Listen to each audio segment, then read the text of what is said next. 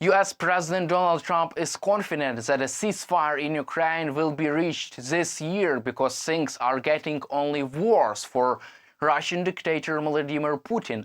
Putin is really frustrated about the current condition of Russia's economy. Meanwhile, European allies are asking Donald Trump to deploy American troops on the ground in Ukraine.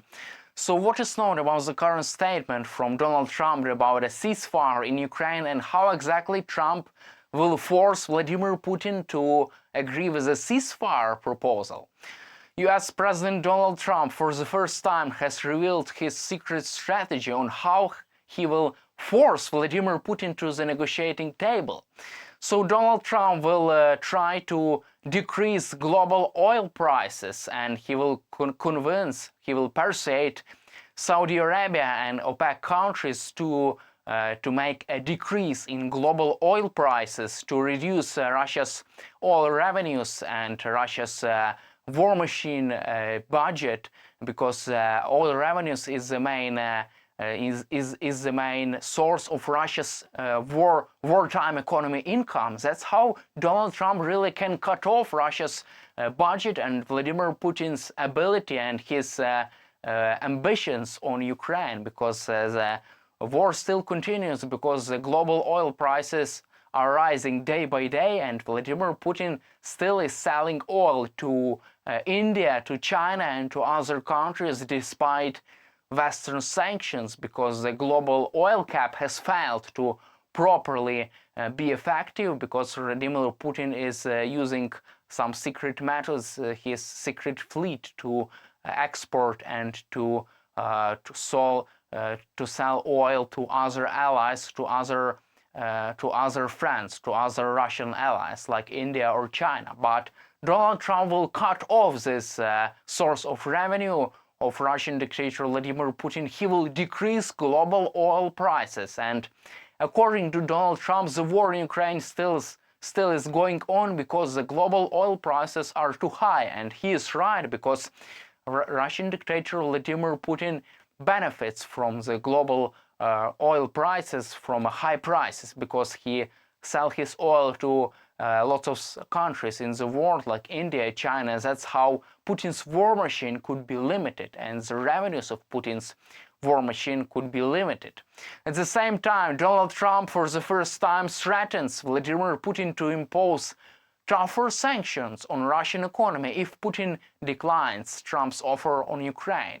So Vladimir Putin does not have any other choice but to agree with Trump's proposal. If Vladimir Putin declines Trump's proposal on a ceasefire in Ukraine, then Donald Trump will impose even more tougher sanctions on Russian economy. Trump will inflict even more pain on Russia. That's how Donald Trump will force Vladimir Putin to a negotiating table. And for the first time, Trump also criticized Vladimir Putin for not agreeing with a ceasefire proposal. Trump says that Vladimir Putin is destroying his own country by not agreeing with a ceasefire proposal, because Russian economy now is in a free fall. Russian economy is suffering because of the Western sanctions imposed after the full-scale invasion of Ukraine, and that's how Donald Trump will force Vladimir Putin to negotiating table. Meanwhile, Pentagon continues to sending military aid to Ukraine despite Donald Trump's campaign trail rhetoric.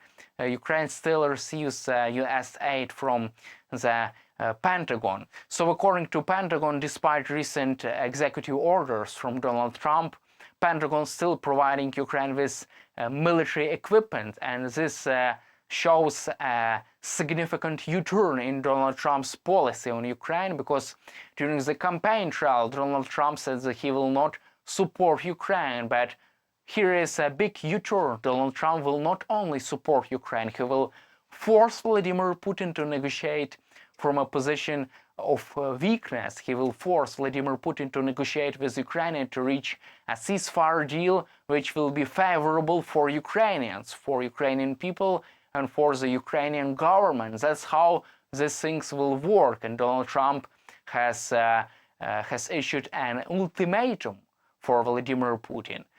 either you agree with a ceasefire proposal or your country will suffer even more because more tougher sanctions will be imposed on Russian economy. Moreover, Donald Trump is ready to provide Ukraine with significant amount of security assistance. Trump's team is now considering an option about providing Ukraine with additional weaponry.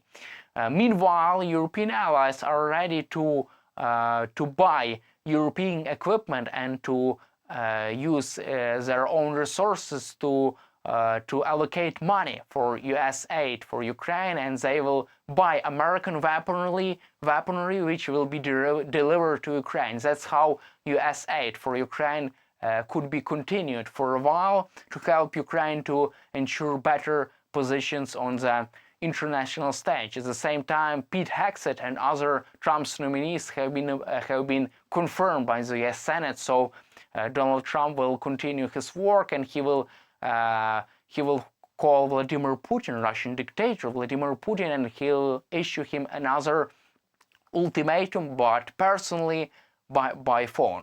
At the same time, Bloomberg reported that European allies are asking Donald Trump to commit US troops on the ground in Ukraine as a part of a peacekeeping forces mission.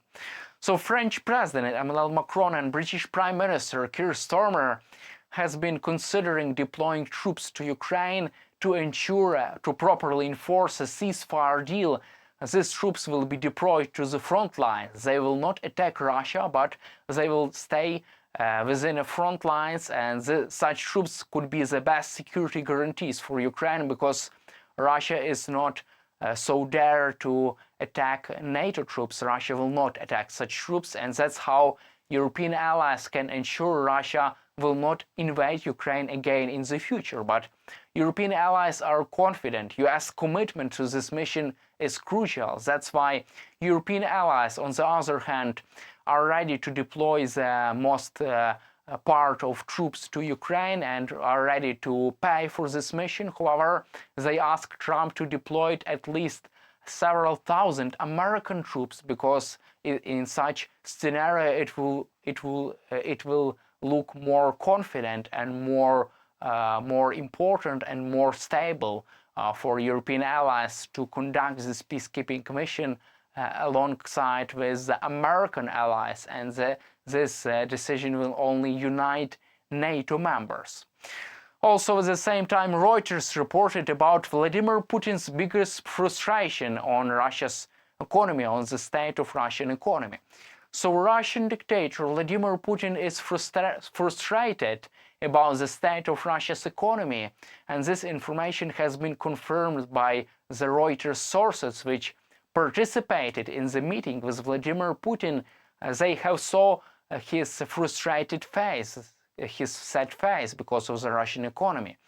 As we know, for the first time, Western sanctions has started to inflict pain on Russia, because the growth of Russia's GDP has been slowed down by sanctions. The interest rate is so high in Russia, more than 20%, and there is a high inflation rate in Russia and high unemployment rate right now. That's why Vladimir Putin is so frustrated and is so sad about the state of the Russia's economy, and it is really wise decision for Donald Trump to use this weak point of Vladimir Putin, weak place of Vladimir Putin, this weak point, to force him to negotiating table by also threatening more sanctions against Russian economy, by strengthening to put Russia's economy on its knees, because Russia's economy is already on a back foot, is already struggling, is already on a, also is already struggling to achieve any kind of results. That's how Donald Trump can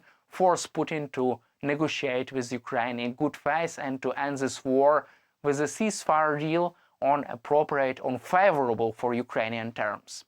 That's all for today. Subscribe to our YouTube channel, stay with us on YouTube, and glory to Ukraine.